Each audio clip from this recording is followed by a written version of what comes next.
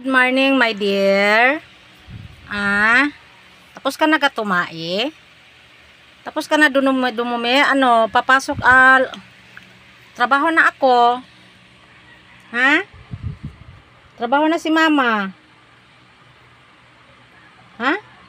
Yan, update na naman ako sa aking bata na si Tiger. Ayan. Mag-update na naman ako. Habang buhay pa siya at makakakilos pa kasi butot balat na yan, no? Tapos ka sa kapunta, lipat ka dyan sa higaan ni papa. Wag mong ngat-ngatin yan, ha, kasi ningangat-ngat mo yan ha, wag mong ngat-ngatin, ha Doy, wag mo ngat-ngatin. Yan, update na lang ako habang siya'y buhay pa. Ayan. Kasi matanda na, kaya kailangan update ko siya para kung ano man ang mangyari ay mayroon akong memory sa kanya. Update na lang ako every other day. Dito ka na, ha?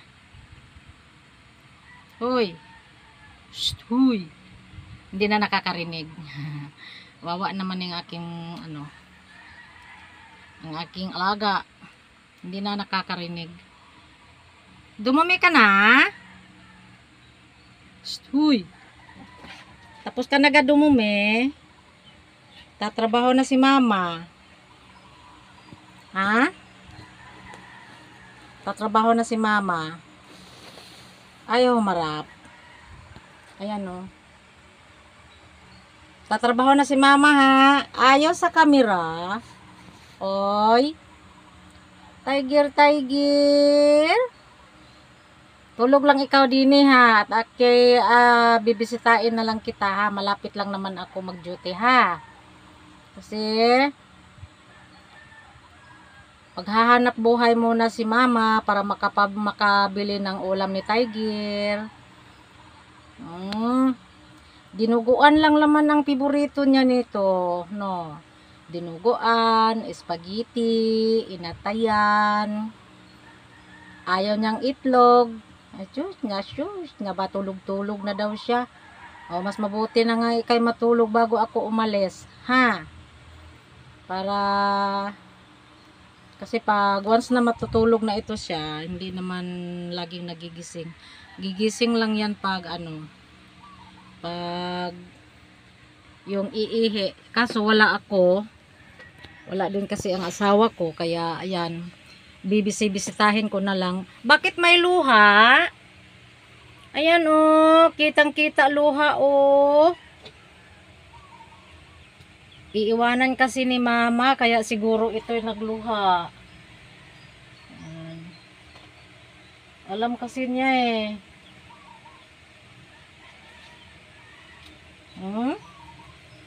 Alam kasi niya pag iniwan ito ni mama, nagluha. Ayan, teka, tanggalin mo natin ang luha kasi kawawa tingnan. Uy, teka. Napay may luha pa? Bakit ikaw ay may luha? Bakit ba? Diyos. Kasi iiwanan kasi ni mama. Hindi naman iiwanan talaga Tatrabaho lang si mama kasi. Ha? Diyos. Na mama, daldal ka ng daldal mama. Hindi naman ako nakakarinig. Kanina ka pa daldal ng daldal. Lumayas ka na. Lumayas ka na mama, matutulog na ako, busog na ako kumakain pa naman siya, pero hindi na tulad ng dati pag kumakain ubos niya yung halos 2 cup. Ngayon 1 cup, hindi na niya maubos yung 1 cup. Minsan kalahating cup ko na lang ilalagay tapos ulam, tapos iniiwan pa yung iba niyan, hindi pa yan inuubos. Shush. Ayan. ang aming tiger na walang papa. Iiwanan din ni mama. Bibisitahin na lang kita mamaya ha. Palalabasin. May lamok doy.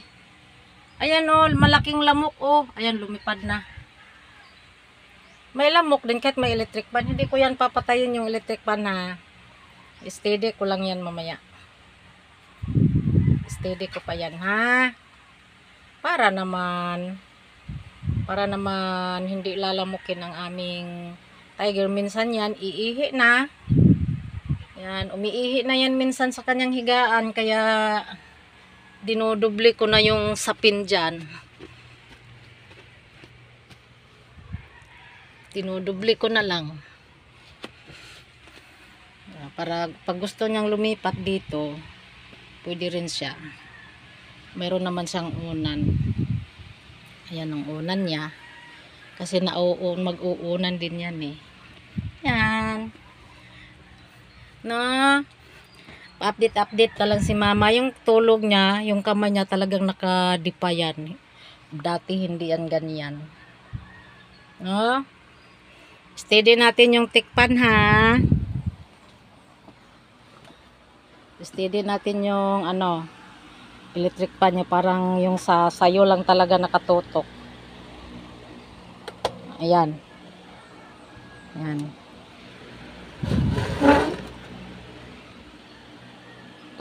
Yan. Sa lang yan nakatutok. Pag ipagpasensyahan mo na ang aking background dito sa maliit na bahay kubo. Kasi sa sobrang liit hindi ko pa naayos. Kasi dati, yung lamisa na yan, dyan siya dati natutulog. Kaso mayroon nakalagay na daming nakalagay, hindi ko maayos-ayos. Yan. Matulog ka na. Kasi na-update ko lang ito. Para kahit papaano meron akong memory sa kanya na maiiwan sa mga video, sa aking mga vlog. Kasi mayroon siyang mga updated niyan. Habang nabubuhay si tiger, mayroong memory sa aking YouTube. Yan. Kung nakauwi lang kami ng Balilihan, kasama siya. Kaso hindi, wala kasi yung may-ari yung dalawang aso. Umuwi ng Cebu, kaya hindi kami makauwi ng Balilihan. Naiwan kaming dalawa ni Tiger dito, yung asawa ko lang ang umuwi. Kasi yung dalawang aso walang nagpapakain, kaya hindi ako makauwi. Tiger no? Kasi sinasama namin ito pag hindi kasi namin ito iniiwan. Pag umuwi kami ng Balilihan, dun sa asawa ko kasama yan. Nakakalong sa akin yan sa motor. Tapos ngayon hindi na kasi masyadong nakakalakad, hindi na niya kayang paakyat ang daan, kasi paakyat ang daan doon sa aking biyanan. Kaya ang gagawin ng asawa ko kinakarga yan, kasi makalakad ng yung pababa okay sa kanya, pababa, pero yung paakyat mga ilang metros, mga ilang meters lang. Yung meters na sukatan ng damit yan, siguro may mga 20 meters. Ayan, tumba na yan, hindi na niya kaya nakasunod sa kanya yung asawa ko, para pag natumba, ayan, kakargahin na siya agad. Kasi kalaro kasi niya doon yung dati, kasi nung siya'y malakas pa, kalaro niya doon yung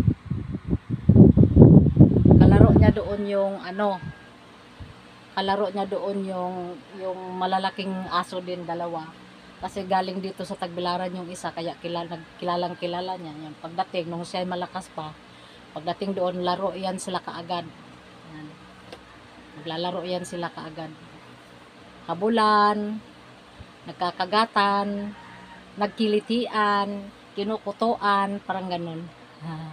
Pero ngayon, dahil mahina na, wala na. Kaya update na lang ako. Yan, kagabi masikip kami dito kasi dalawa lang ang laman yung higaan namin. Buti na lang umuwi yung asawa ko tapos dumating yung isang pamangkin ko na galing Manila. Kasi nga sinusurpresa niya yung nana niya kasi birthday niya ngayon, January 1, kaya hindi yung kapatid niya alam na ano. Uuwi siya pero yung sa nanay, yun hindi alam. Kaya dito sa akin natulog, tapos kaninang mga alas 3 ng madaling araw, yan. Pinasakay ko na siya ng single na motor, pahatid doon sa may dao. Ano? Alis na ako ha? Bye-bye, Doy! Bye-bye, Tiger! Asa man ka? Iikot yan. Dumi ka muna, dali. Iikot yan. Sige na, higa na. Kay alis na ako. Oh, baliktad pa. Ano ba naman yan? Hindi ka dudumi dyan ha. Tsaka hindi ka iihi. Kasi wala si mama. Wala si papa. Walang magligpit sa iyong dumi. Bye-bye, Doy. Kasi minsan yan, aabot na yung ano yan. Pag hindi mo napansin agad na ano, yung pangalan yun, yung pag tumayo siya, kailangan mapansin ka agad para mapalabas. Kasi pag hindi, dyan na siya umiihi. Dyan na sa aabot ng kanyang pagdumi. O, dyan na muna. Bye-bye. Bye-bye, bye-bye. Bye-bye, bye-bye, bye-bye. Bye, Tiger. No, bye-bye. Bye-bye, Tiger.